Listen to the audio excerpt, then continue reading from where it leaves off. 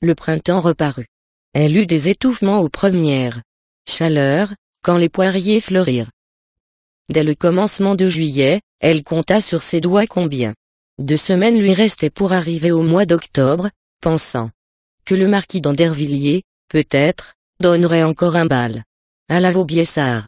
Mais tout septembre s'écoula sans lettre ni visite. Après l'ennui de cette déception, son cœur de nouveau resta vide, et alors la série des mêmes journées recommença. Elles allaient donc maintenant se suivre ainsi à la file, toujours pareilles, innombrables, et n'apportant rien. Les autres existences, si plates qu'elles fussent, avaient du moins la chance d'un événement. Une aventure amenait parfois des péripéties à l'infini, et le décor changeait. Mais, pour elle, rien n'arrivait, Dieu l'avait voulu. L'avenir était un corridor tout noir, et qui avait au fond sa porte bien fermée. Elle abandonna la musique. Pourquoi jouer? Qui l'entendrait? Puisqu'elle ne pourrait jamais, en robe de velours à manches courtes, sur un piano des rares, dans un concert, battant de ses doigts légers les touches d'ivoire, sentir, comme une brise, circuler autour d'elle un murmure d'extase, ce n'était pas la peine de s'ennuyer et étudier. Elle laissa dans l'armoire ses cartons à dessin et la tapisserie. À quoi bon? À quoi bon? La couture l'irritait. J'ai tout lu, se disait-elle. Et elle restait à faire rougir les pincettes, ou regardant la pluie tomber. Comme elle était triste le dimanche, quand on sonnait les vêpres. Elle écoutait, dans un hébétement attentif, tinter à un lait coup fêlé de la cloche. Quelques chats sur les toits, marchant lentement, bombaient son dos aux rayons pâles du soleil. Le vent, sur la grande route, soufflait des traînées de poussière. Au loin, parfois, un chien hurlait, et la cloche, à temps égaux, continuait sa sonnerie monotone, qui se perdait dans la campagne. Cependant on sortait de l'église. Les femmes en sabots cirés, les paysans en blouse neuve, les petits enfants qui sautillaient nus tête devant eux, tout rentrait chez soi. Et, jusqu'à la nuit, 5 ou 6 hommes, toujours les mêmes, restaient à jouer au bouchon, devant la grande porte de l'auberge. L'hiver fut froid. Les carreaux, chaque matin, étaient chargés de givre, et la lumière, blanchâtre à travers eux, comme par des verres dépolis, quelquefois ne variait pas de la journée. Dès 4 heures du soir, il fallait allumer la lampe. Les jours qu'il faisait beau, elle descendait dans le jardin.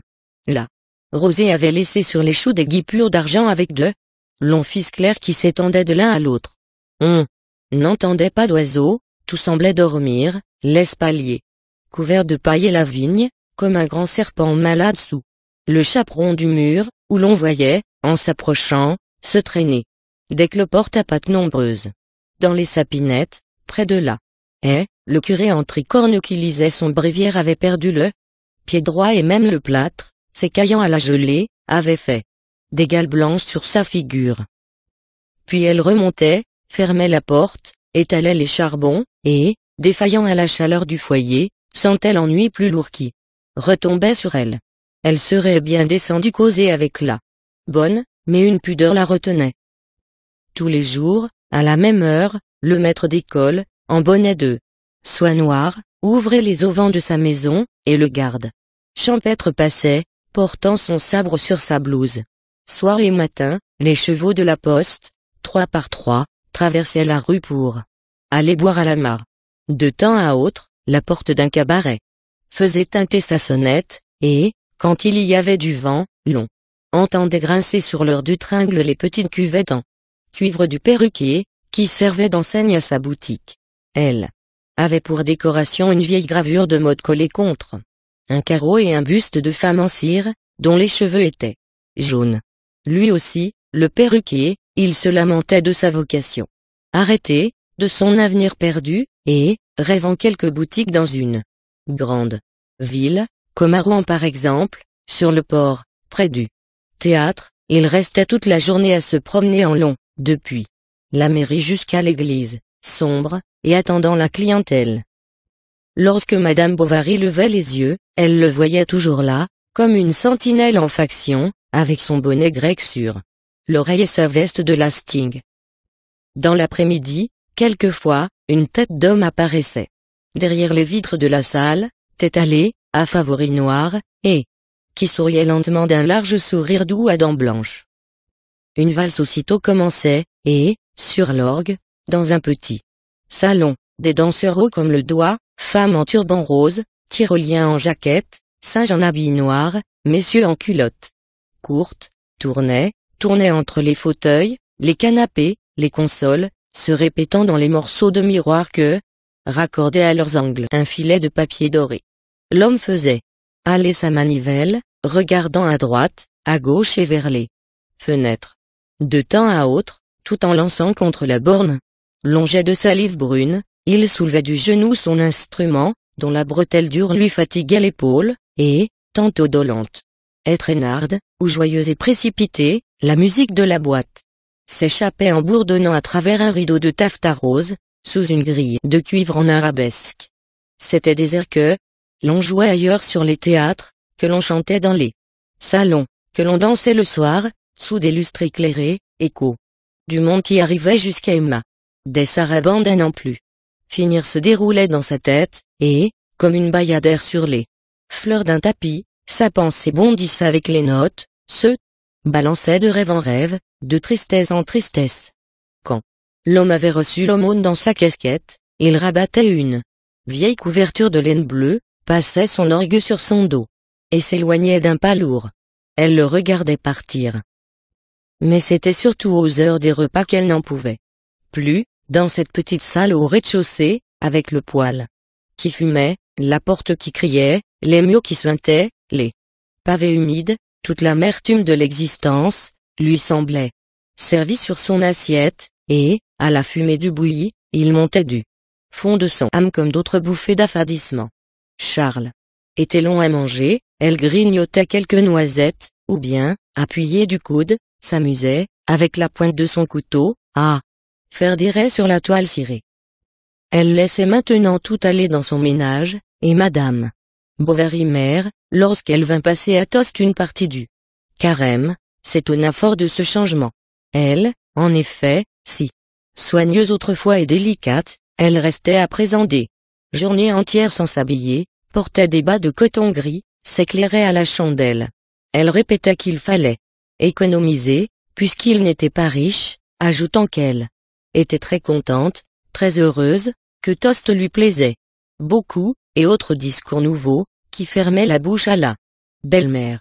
Du reste, Emma ne semblait plus disposée à suivre ses conseils, une fois même, Madame Bovary s'étant avisée de prétendre que les maîtres devaient surveiller la religion de leurs domestiques, elle lui avait répondu d'un œil, si colère et avec un sourire tellement froid, que la bonne femme ne s'y frotta plus. Emma devenait difficile, capricieuse. Elle se commandait des plats pour elle, n'y touchait point, un jour ne buvait que du lait pur, et, le lendemain, des tasses de thé à la douzaine. Souvent elle s'obstinait à ne pas sortir, puis elle suffoquait, ouvrait les fenêtres, s'habillait en robe légère. Lorsqu'elle avait bien rudoyé sa servante, elle lui faisait des cadeaux ou l'envoyait se promener chez les voisines, de même qu'elle jetait parfois aux pauvres toutes les pièces blanches de sa bourse, quoiqu'elle ne fût guère tendre cependant, ni facilement accessible à l'émotion d'autrui, comme la plupart des gens issus de campagnards, qui gardent toujours à l'âme quelque chose de la callosité des mains paternelles. Vers la fin de février, le Perrault, en souvenir de sa guérison, apporta lui-même à son gendre une dinde superbe, et il resta 3 jours à Tostes. Charles étant assez malade, Emma lui tint compagnie. Il fuma dans la chambre, cracha sur les chenets, causa culture, veaux, vaches, volailles et conseil municipal, si bien qu'elle referma la porte, quand il fut parti, avec un sentiment de satisfaction, qui la surprit elle-même. D'ailleurs, elle ne cachait plus son mépris pour rien, ni pour personne, et elle se mettait quelquefois à exprimer des opinions singulières, blâmant ce que l'on approuvait, et approuvant des choses perverses ou immorales, ce qui faisait ouvrir de grands yeux à son mari. Est-ce que cette misère durerait toujours? Est-ce qu'elle n'en sortirait pas? Elle valait bien cependant toutes celles qui vivaient heureuses. Elle avait vu des duchesses à la Vaubyessard, qui avait la taille plus lourde, et les façons plus communes, et elle exécrait l'injustice de Dieu, elle s'appuyait la tête au mur pour pleurer, elle enviait les existences tumultueuses, les nuits masquées, les insolents plaisirs, avec tous les éperduements qu'elle ne connaissait pas et qu'il devait donner. Elle pâlissait et avait des battements de cœur. Charles lui administra de la valériane et des bains de camphre.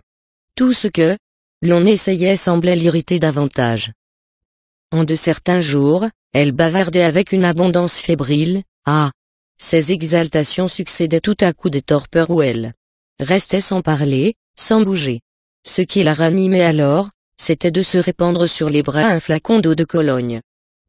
Comme elle se plaignait de toast continuellement, Charlie imagina que la cause de sa maladie était sans doute dans quelque influence locale, et, s'arrêtant à cette idée, il songea sérieusement à aller s'établir ailleurs. Dès lors, elle but du vinaigre pour se faire maigrir, contracta une petite toux sèche et perdit complètement l'appétit. Il en coûtait à Charles d'abandonner Tostes après 4 ans de séjour et au moment où il commença à s'y poser. S'il le fallait, cependant, il la conduisit à Rouen voir son ancien maître. C'était une maladie nerveuse, on devait la changer d'air. Après s'être tourné de côté et d'autre, Charles apprit qu'il y avait dans l'arrondissement de Neuchâtel, un fort bourg nommé Yonville-l'Abbaye, dont le médecin, qui était un réfugié polonais, venait de décamper la semaine précédente. Alors il écrivit au pharmacien de l'endroit pour savoir quel était le chiffre de la population, la distance où se trouvait le confrère le plus voisin, combien par année gagnait son prédécesseur, etc., et, les réponses ayant été satisfaisantes, il se résolut à déménager vers le printemps, si la santé d'Emma ne s'améliorait pas. Un jour qu'en prévision de son départ elle faisait des rangements dans un tiroir, elle se piqua les doigts à quelque chose. C'était un fil de fer de son bouquet de mariage. Les boutons d'or rangés étaient jaunes de poussière, et les rubans de satin, alisérés d'argent, s'effiloquaient par le bord. Elle le jeta dans le feu. Il s'enflamma plus vite qu'une paille sèche. Puis ce fut comme un buisson rouge sur les cendres, et qui se rongeait lentement. Elle le regarda brûler. Les petites baies de carton éclataient, les fils d'arcale se tordaient, le galon se fondait, et les corolles de papier, racornies, se balançant le long de la plaque comme des papillons noirs, enfin s'envolèrent par la cheminée. Quand on partit de Tostes, au mois de mars, Madame Bovary était enceinte. Deuxième partie. Yonville-l'Abbaye, ainsi nommée à cause d'une ancienne abbaye de Capucins dont les ruines n'existent même plus, est un bourg à 8 lieues de Rouen, entre la route d'Abbeville et celle de Beauvais, au fond d'une vallée qu'arrose l'Erieule, petite rivière qui se jette dans l'Andelle, après avoir fait tourner 3 moulins vers son embouchure, et où il y a quelques truites, que les garçons, le dimanche, s'amusent à pêcher à la ligne. On quitte la grande route à la Boissière, et l'on continue à plat, jusqu'au haut de la côte des Leux, d'où l'on découvre la vallée. La rivière qui la traverse en fait comme 2 régions de physionomie distincte. Tout ce qui est à gauche est en herbage, tout ce qui est à droite est en labour. La prairie s'allonge sous un bourrelet de collines basses, pour se rattacher par derrière au pâturage du pays de Bray, tandis que, du côté de l'Aie, la plaine, montant doucement, va s'élargissant et est à la perte de vue ses blondes pièces de blé. L'eau qui court au bord de l'herbe sépare d'une raie blanche la couleur des prés et celle des sillons, et la campagne ainsi ressemble à un grand manteau déplié, qui a un collet de velours vert, bordé d'un galon d'argent. Au bout de l'horizon, lorsqu'on arrive, on a devant soi les chênes de la forêt d'Argueil, avec les escarpements de la côte Saint-Jean, rayés du haut en bas, par de longues traînées rouges, inégales, ce sont les traces des pluies, et ces tons de briques, tranchant en filets minces, sur la couleur grise de la montagne, viennent de la quantité de sources ferrugineuses qui coulent au de là, dans le pays d'alentour. On est ici sur les confins de la Normandie, de la Picardie et de l'Île-de-France, contrée bâtarde où le langage est sans accentuation, comme le paysage sans caractère. C'est là que l'on fait les pires fromages de Neuchâtel de tout l'arrondissement, et, d'autre part, la culture y est coûteuse, parce qu'il faut beaucoup de fumier pour engraisser ces terres friables pleines de sable et de cailloux. Jusqu'en 1835, il n'y avait point de route praticable pour arriver à Yonville, mais on a établi, vers cette époque, un chemin de grande vicinalité qui relie la route d'Abbeville à celle d'Amiens, et sert quelquefois aux rouliers allant de Rouen dans les Flandres. Cependant, Yonville-l'Abbaye est demeuré stationnaire, malgré ses débouchés nouveaux. Au lieu d'améliorer les cultures, on s'y obstine encore aux herbages, quelque dépréciés qu'ils soient, et le bourg paresseux, s'écartant de la plaine, a continué naturellement à s'agrandir vers la rivière. On l'aperçoit de loin, tout couché en long sur la rive, comme un gardeur de vaches qui fait la sieste au bord de l'eau. Au bas de la côte, après le pont, commence une chaussée plantée de jeunes trembles, qui vous mène en droite ligne jusqu'aux premières maisons du pays. Elles sont encloses de haies, au milieu de cours pleines de bâtiments épars, pressoirs, chartriers, bouilleries, disséminés sous les arbres touffus portant des échelles, des gaules ou des faux accrochés dans leurs branchages. Les toits de chaume, comme des bonnets de fourrure abattus sur des yeux, descendent jusqu'au tiers à peu près des fenêtres basses, dont les gros verres bombés sont garnis d'un nœud dans le milieu, à la façon des culs de bouteille.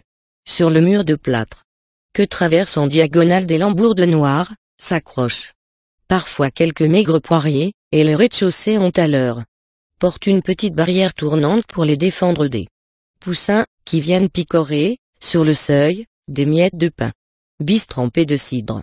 Cependant les cours se font plus étroites, les habitations se rapprochent, les haies disparaissent, un fagot de fougères se balance sous une fenêtre au bout d'un manche à balai, il y a la forge d'un maréchal, et ensuite un charron avec 2 ou 3 charrettes neuves, en dehors, qui empiètent sur la route. Puis, à travers une claire-voie, apparaît une maison blanche au-delà d'un rond de gazon, que décore un amour, le doigt posé sur la bouche, 2 vases en fonte sont à chaque bout du perron, des panonceaux brillent à la porte, c'est la maison du notaire, et la plus belle du pays. L'église est de l'autre côté de la rue, 20 pas plus loin, à l'entrée de la place. Le petit cimetière qui l'entoure, clos d'un mur à hauteur d'appui, est si bien rempli de tombeaux, que les vieilles pierres à ras du sol font un dallage continu, où l'herbe a dessiné de soi-même des carrés réguliers. L'église a été rebâtie à neuf dans les dernières années du règne de Charles X. La voûte en bois commence à se pourrir par le haut, et, de place en place, a des enfonçures noires dans sa couleur bleue. Au-dessus de la porte, où seraient les orgues, se tient un jubé pour les hommes, avec un escalier tournant, qui retentit sous les sabots. Le grand jour, arrivant par les vitraux tout unis, éclaire obliquement les bancs rangés en travers de la muraille, que tapissent çà et là quelques paillassons cloués, ayant au-dessous de lui ces mots en grosses lettres. Bande de Monsieur Untel. Plus loin, à l'endroit où le vaisseau se rétrécit, le confessionnal fait pendant une statuette de la Vierge, vêtue d'une robe de satin, coiffée d'un voile de tulle semé d'étoiles d'argent, et tout empourpré aux pommettes comme une idole de Hill Sandwich. Enfin, une copie de la Sainte Famille, en voix du ministre de l'Intérieur, dominant le maître-autel entre 4 chandeliers, termine au fond la perspective. Les stalles du chœur, en bois de sapin, sont restées sans être peintes. Les halles, c'est-à-dire un toit de tuiles supporté par une vingtaine de poteaux, occupent à elles seules la moitié environ de la grande place d'Yonville. La mairie, construite sur les dessins d'un architecte de Paris, est une manière de temple grec qui fait l'angle, à côté de la maison du pharmacien. Elle a, au rez-de-chaussée, 3 colonnes ioniques et, au premier étage, une galerie à plein cintre, tandis que le tympan qui la termine est rempli par un coq gaulois, appuyé d'une patte sur la charte et tenant de l'autre les balances de la justice. Mais ce qui attire le plus les yeux, c'est, en face de l'auberge du Lion d'Or, la pharmacie de Monsieur Homais. Le soir, principalement, quand son quinquet est allumé et que les bocaux rouges et verts qui embellissent sa devanture allongent au loin, sur le sol, leur de clarté de couleur, alors, à travers elle, comme dans des feux du Bengale, s'entrevoit l'ombre du pharmacien, accoudé sur son pupitre. Sa maison, du haut en bas, est placardée d'inscriptions écrites en anglaise, en ronde, en moulée. Eau de Vichy, de Seltz et de Barège, rhum dépuratif, médecine raspaille, racaout des Arabes, pastilles d'Arcet, patronio, bandage, bain, chocolat de santé, etc. Et l'enseigne, qui tient toute la largeur de la boutique, portant lettres d'or, Homais, pharmacien. Puis, au fond de la boutique, derrière les grandes balances, scellées sur le comptoir, le mot laboratoire se déroule au-dessus d'une porte vitrée qui, à moitié de sa hauteur, répète encore une fois Homais, en lettres d'or, sur un fond noir. Il n'y a plus ensuite rien à voir dans Yonville. La rue, là, seule, longue d'une portée de fusil et bordée de quelques boutiques, s'arrête court au tournant de la route. Si on la laisse sur la droite et que l'on suive le bas de la côte Saint-Jean, bientôt on arrive au cimetière. Lors du choléra, pour l'agrandir, on a abattu un pan de mur et acheté 3 acres de terre à côté, mais toute cette portion nouvelle et presque inhabitée, les tombes, comme autrefois, continuant à s'entasser vers la porte. Le gardien, qui est en même temps fossoyeur et bedeau à l'église, tirant ainsi des cadavres de la paroisse un double bénéfice, a profité du terrain vide pourri, semé des pommes de terre.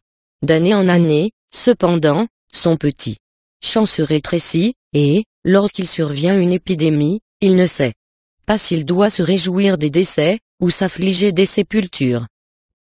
Vous vous nourrissez des morts, Lestiboudois, lui dit enfin un jour, monsieur le curé. Cette parole sombre le fit réfléchir, elle l'arrêta pour quelque temps, mais, aujourd'hui encore, il continue la culture de ces tubercules, et même soutient avec aplomb qu'ils poussent naturellement. Depuis les événements que l'on va raconter, rien, en effet, n'a changé à Yonville. Le drapeau tricolore de fer-blanc tourne toujours au haut du clocher de l'église, la boutique du marchand de nouveautés agite encore au vent ses 2 banderoles d'indienne, les fœtus du pharmacien, comme des paquets d'amadou blanc, se pourrissant de plus en plus dans leur alcool bourbeux, et, au-dessus de la grande porte de l'auberge, le vieux lion d'or, déteint par les pluies, montre toujours au passant sa frisure de caniche. Le soir que les époux Bovary devaient arriver à Yonville, Madame Veuve Lefrançois, la maîtresse de cette auberge, était si fort affairée, qu'elle suait à grosses gouttes en remuant ses casseroles. C'était le lendemain jour de marché dans le bourg. Il fallait d'avance tailler les viandes, vider les poulets, faire de la soupe et du café. Elle avait, de plus, le repas de ses pensionnaires, celui du médecin, de sa femme et de leur bonne, le billard retentissait d'éclats de rire, 3 meuniers, dans la petite salle, appelaient pour qu'on leur apportât de l'eau de vie, le bois flambait, la braise craquait, et, sur la longue table de la cuisine, parmi les quartiers de moutons crus, s'élevaient des piles d'assiettes qui tremblaient aux secousses du billot au long haquet des épinards. On entendait, dans la basse-cour, crier les volailles que la servante poursuivait pour leur couper le cou. Un homme en pantoufles de peau verte, quelque peu marqué de petites vérole et coiffé d'un bonnet de velours à glands d'or, se chauffait le dos contre la cheminée. Sa figure n'exprimait rien que la satisfaction de soi-même, et il avait l'air aussi calme dans la vie que le chardonneret suspendu au-dessus de sa tête, dans une cage d'osier. C'était le pharmacien. Artémise, cria la maîtresse d'auberge, casse de la bourrée, emplis les carafes, apporte de l'eau de vie, dépêche-toi. Oh, moins, si je savais quel dessert offrir à la société que vous attendez. Bonté divine. Les commis du déménagement recommencent leur tintamarre dans le billard, et leur charrette qui est restée sous la grande porte. L'hirondelle est capable de la défoncer en arrivant. Appelle Polyte pour qu'il la remise. Dire que, depuis le matin, monsieur Homais, ils ont peut-être fait 15 parties, et bu 8 pots de cidre. Mais ils vont me déchirer le tapis, continuait-elle en les regardant de loin, son écumoire à la main. Le mal ne serait pas grand, répondit monsieur Homais, vous en achèteriez un autre. Un autre billard, exclama la veuve. Puisque celui-là ne tient plus, madame Lefrançois, je vous le répète, vous vous faites tort. Vous vous faites grand tort. Et, puis les amateurs, à présent, veulent des blouses étroites et des queues lourdes. On ne joue plus la bille, tout est changé. Il faut marcher avec son siècle. Regardez Tellier, plutôt. L'hôtesse devint rouge de dépit. Le pharmacien ajouta. Son billard, vous avez beau dire, est plus mignon que le vôtre, et qu'on ait l'idée, par exemple de monter une pôle patriotique. Pour la Pologne ou les inondés de Lyon. Ce ne sont pas des gueux, comme lui qui nous font peur. Interrompit l'hôtesse, en haussant ses grosses épaules. Allez. Allez. Monsieur Homais, tant que le lion d'or vivra, on y viendra. Nous avons du foin dans nos bottes, nous autres. Au lieu qu'un de ces marins vous verrez le café français fermé, et avec une belle affiche sur les auvents. Changez mon billard, continuait-elle. En se parlant à elle-même, lui qui met si commode pour ranger ma lessive, et sur lequel, dans le temps de la chasse, j'ai mis couché jusqu'à 6 voyageurs. Mais ce lambin d'hiver qui n'arrive pas. L'attendez-vous pour le dîner de vous messieurs? Demanda le pharmacien. L'attendre? Et monsieur Binet donc. À 6 heures battant vous allez le voir entrer, car son pareil n'existe pas sur la terre pour l'exactitude. Il lui faut toujours sa place dans la petite salle. On le tuerait plutôt que de le faire dîner ailleurs. Et dégoûté qu'il est. Et si difficile pour le cidre. Ce n'est pas comme Monsieur Léon, lui, il arrive quelquefois à 7 heures, 7h30 même, il ne regarde seulement pas à ce qu'il mange. Quel bon jeune homme. Jamais un mot plus haut que l'autre. C'est qu'il y a bien de la différence, voyez-vous, entre quelqu'un qui a reçu de l'éducation, et un ancien carabinier qui est percepteur. 6 heures sonnèrent. Binet entra. Il était vêtu d'une redingote bleue, tombant droit d'elle-même. Tout autour de son corps maigre, et sa casquette de cuir, à pattes, nouée par des cordons, sur le sommet de sa tête, laissait voir, sous la visière relevée, un front chauve, qu'avait déprimé l'habitude du casque. Il portait un gilet de drap noir, un col de crin, un pantalon gris, et, en toute saison, des bonnes bien cirées qui avaient 2 renflements parallèles, à cause de la saillie de ses orteils. Pas un poil ne dépassait la ligne de son collier blond, qui, contournant la mâchoire, encadrait comme la bordure d'une plate-bande sa longue figure terne, dont les yeux étaient petits et le nez busqué. Fort à tous les jeux de cartes, bon chasseur et possédant une belle écriture, il avait chez lui un tour, où il s'amusait à tourner des ronds de serviettes dont il encombrait sa maison, avec la jalousie d'un artiste et l'égoïsme d'un bourgeois. Il se dirigea vers la petite salle, mais il fallut d'abord en faire sortir les 3 meuniers, et, pendant tout le temps que l'on fut à mettre son couvert, Binet resta silencieux à sa place, auprès du poêle, puis il ferma la porte, et retira sa casquette, comme d'usage. Ce ne sont pas les civilités, qui lui useront la langue, dit le pharmacien, dès qu'il fut seul avec l'hôtesse. Jamais il ne cause davantage, répondit-elle, il est venu ici, la semaine dernière, 2 voyageurs en drap, des garçons pleins d'esprit qui comptaient, le soir, un tas de farces que Jean pleurait de rire, eh bien, il restait là, comme une alose, sans dire un mot. Oui, fit le pharmacien, pas d'imagination, pas de saillie, rien de ce qui constitue l'homme de société. On dit pourtant qu'il a des moyens, objecta l'hôtesse. Des moyens? Répliqua monsieur Homais, lui. Des moyens? Dans sa partie, c'est possible, ajouta-t-il d'un ton plus calme. Et il reprit. Ah! Qu'un négociant qui a des relations considérables, qu'un jurisconsulte, un médecin, un pharmacien soient tellement absorbés qu'ils en deviennent fantasques et bourrus même, je le comprends, on en cite des traits dans les histoires. Mais, au moins, c'est qu'ils pensent à quelque chose. Moi, par exemple, combien de fois m'est-il arrivé de chercher ma plume, sur mon bureau pour écrire une étiquette, et de trouver, en définitive, que je l'avais placée à mon oreille. Cependant, Madame Lefrançois alla sur le seuil regarder si l'hirondelle n'arrivait pas. Elle tressaillit. Un homme vêtu de noir entra tout à coup dans la cuisine. On distinguait, aux dernières lueurs du crépuscule, qu'il avait la figure rubicondée, le corps athlétique. Qu'y a-t-il pour votre service, monsieur le curé? demanda la maîtresse d'auberge, tout en atteignant sur la cheminée un des flambeaux de cuivre qui s'y trouvaient rangés en colonnade avec leurs chandelles. Voulez-vous prendre quelque chose? Un doigt de cassis, un verre de vin? L'ecclésiastique refusa fort civilement. Il venait chercher son parapluie, qu'il avait oublié l'autre jour au couvent d'Ernemont, et, après avoir prié Madame Lefrançois de le lui faire remettre au presbytère dans la soirée, il sortit pour se rendre à l'église, où l'on sonnait l'angélus. Quand le pharmacien n'entendit plus sur la place le bruit de ses souliers, il trouva fort inconvenante sa conduite de tout à l'heure. Ce refus d'accepter un rafraîchissement lui semblait une hypocrisie des plus odieuses. Les prêtres godaillaient tous sans qu'on les vît, et cherchaient à ramener le temps de la dîme. L'hôtesse prit la défense de son curé. D'ailleurs, il en plierait 4 comme vous sur son genou. Il a, l'année dernière, aidé nos gens à rentrer la paille, il en portait jusqu'à 6 bottes à la fois, tant il est fort. Bravo, dit le pharmacien. Envoyez donc vos filles en confesse à des gaillards d'un tempérament pareil.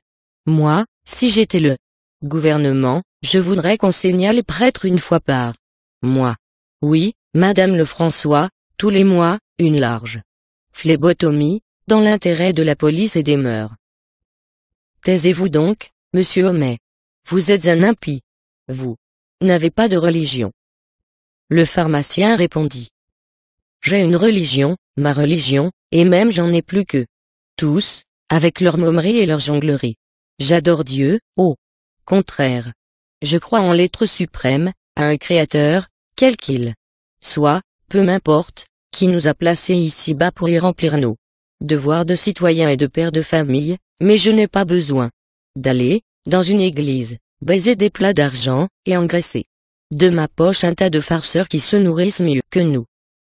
Car on peut l'honorer aussi bien dans un bois, dans un champ, ou même en contemplant la voûte éthérée, comme les anciens. Mon Dieu, à moi, c'est le Dieu de Socrate, de Franklin, de Voltaire et de Béranger. Je suis pour la profession de foi du vicaire savoyard et les immortels principes de 89. Aussi, je n'admets pas un bonhomme de bon Dieu qui se promène dans son parterre la canne à la main, loge ses amis dans le ventre des baleines, meurt en poussant un cri et ressuscite au bout de 3 jours, chose absurde en elle-même et complètement opposée, d'ailleurs, à toutes les lois de la physique, ce qui nous démontre, en passant, que les prêtres ont toujours croupi dans une ignorance turpide, où ils s'efforcent d'engloutir avec eux les populations. Il se tut, cherchant des yeux un public autour de lui, car, dans son effervescence, le pharmacien à un moment s'était cru en plein conseil municipal. Mais la maîtresse d'auberge ne l'écoutait plus, elle tendait son oreille à un roulement éloigné. On distingua le bruit d'une voiture mêlé à un claquement de fer lâche qui battait la terre, et l'hirondelle enfin s'arrêta devant la porte. C'était un coffre jaune porté par de grandes roues qui, montant jusqu'à la hauteur de la bâche, empêchaient les voyageurs de voir la route et leur salissaient les épaules. Les petits carreaux de ces vasistas étroits tremblaient dans leur châssis quand la voiture était fermée, et gardait des taches de boue, çà et là, parmi leurs vieilles couches de poussière, que les pluies d'orage même ne l'avaient pas tout à fait. Elle était attelée de 3 chevaux, dont le premier en arbalète, et, lorsqu'on descendait les côtes, elle touchait du fond en cahotant. Quelques bourgeois d'Yonville arrivèrent sur la place, ils parlaient tous à la fois, demandant des nouvelles, des explications et des bourriches. Hivert ne savait auquel répondre. C'était lui qui faisait à la ville les commissions du pays. Il allait dans les boutiques, rapportait des rouleaux de cuir au cordonnier, de la ferraille au maréchal, un baril de hareng pour sa maîtresse, des bonnets de chez la modiste, des toupets de chez le coiffeur, et, le long de la route, en s'en revenant, il distribuait ses paquets, qu'il jetait par-dessus les clôtures des cours, debout sur son siège, et criant à pleine poitrine, pendant que ses chevaux allaient tout seuls. Un accident l'avait retardé, la levrette de Madame Bovary s'était enfuie à travers champs. On l'avait sifflé un grand quart d'heure. Hivert même était retourné d'une demi-lieue en arrière, croyant l'apercevoir à chaque minute, mais il avait fallu continuer la route. Emma avait pleuré, s'était emportée, elle avait accusé Charles de ce malheur. Monsieur Lheureux, marchand d'étoffes, qui se trouvait avec elle dans la voiture, avait essayé de la consoler par quantité d'exemples de chiens perdus, reconnaissant leur maître au bout de longues années. On en citait un, disait-il, qui était revenu de Constantinople à Paris. Un autre avait fait 50 lieues, en ligne droite et passé 4 rivières à la nage, et son père à lui-même avait possédé un caniche qui, après 12 ans d'absence, lui avait tout à coup sauté sur le dos, un soir, dans la rue, comme il allait dîner en ville. 2. Emma descendit la première, puis Félicité, Monsieur Lheureux, une nourrice, et l'on fut obligé de réveiller Charles dans son coin, où il s'était endormi complètement dès que la nuit était venue. Homais se présenta, il offrit ses hommages à madame, ses civilités à monsieur, dit qu'il était charmé d'avoir pu leur rendre quelque service, et ajouta d'un air cordial, qu'il avait osé s'inviter lui même, sa femme d'ailleurs étant absente. Madame Bovary, quand elle fut dans la cuisine, s'approcha de la cheminée. Du bout de ses 2 doigts, elle prit sa robe à la hauteur du genou, et, l'ayant ainsi remontée jusqu'aux chevilles, elle tendit à la flamme, par-dessus le gigot qui tournait, son pied chaussé d'une bottine noire. Le feu l'éclairait en entier, pénétrant d'une lumière crue la trame de sa robe, les pores égaux de sa peau blanche et même les paupières de ses yeux qu'elle clignait de temps à autre. Une grande couleur rouge passait sur elle, selon le souffle du vent, qui venait par la porte entr'ouverte. De l'autre côté de la cheminée, un jeune homme à chevelure blonde la regardait silencieusement. Comme il s'ennuyait beaucoup à Yonville, où il était clerché. Maître Guillaumin, souvent Monsieur Léon Dupuis, c'était lui, le second habitué du Lion d'Or, reculait l'instant de son repas, espérant qu'il viendrait quelques voyageurs à l'auberge avec qui causer dans la soirée. Les jours que sa besogne était finie, il lui fallait bien, faute de savoir que faire, arriver à l'heure exacte, et subir depuis la soupe, jusqu'au fromage le tête-à-tête de Binet.